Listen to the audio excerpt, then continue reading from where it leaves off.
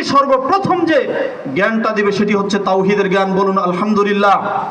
আল্লাহ রাব্বুল আলামিন এই লোকমান হাকিমের কথাটি এত পছন্দনীয় হলো, আল্লাহ তাআলা তার পবিত্র কোরআনুল কারীমে নকল করেন, ইয়া বুনাইয়া লা তুশরিক বিল্লাহ, হে আমার বৎস তুমি আল্লাহ তাআলার সাথে কাউকে শরীক করো না, ইন্নাশ শিরকা লা যুলমুন আযীম, নিশ্চয় এই শিরিক মহাপাপ, মহাজুলুম, যা আল্লাহ রাব্বুল আলামিন কখনোই ক্ষমা করেন না।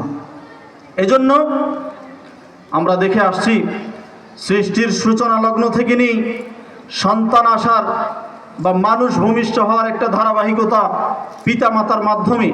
শুধু পৃথিবীতে 3 জন মানুষ ব্যতীত আদম আলাইহিস সালাতু ওয়াস সালাম, হাওয়া এবং ঈসা আলাইহিস সালাতু ওয়াস সালাম ব্যতীত পৃথিবীতে যত মানুষ আগমন করেছে সকলেই কোনো না কোনো মায়ের সন্তান, কোনো না কোনো বাবার সন্তান।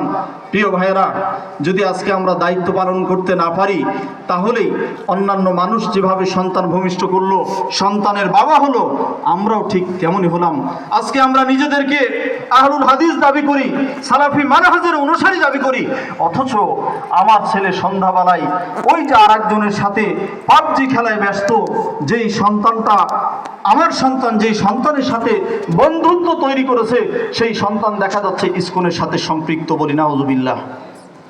এজন্য প্রিয় ভাই ও বোনেরা, আমরা আমাদের সন্তানকে আদর্শবান হিসাবে গড়ে তুলতে সন্তানের পাশে প্রাচীর হয়ে দাঁড়িয়ে থাকতে হবে। কারণ এই সন্তানের জন্যই জান্নাত সহজ, এই সন্তানের মাধ্যমেই জাহান্নাম সহজ।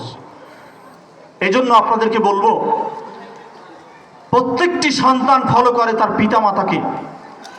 সন্তানকে যদি আদর্শবান হিসেবে গড়ে তুলতে চাই তাহলে সর্বপ্রথম পিতামাতাকে আদর্শবান হতে হবে।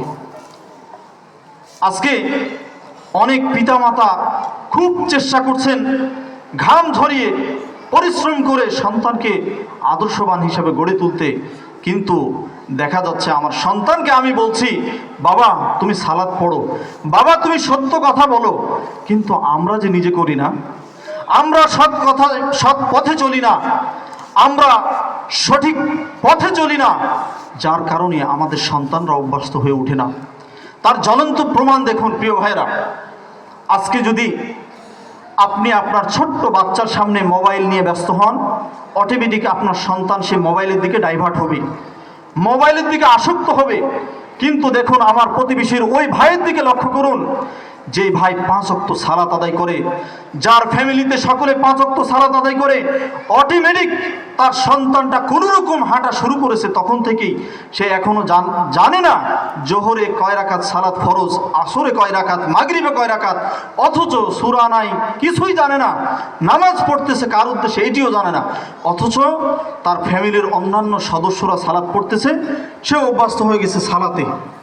সে ছোট থেকে আপনি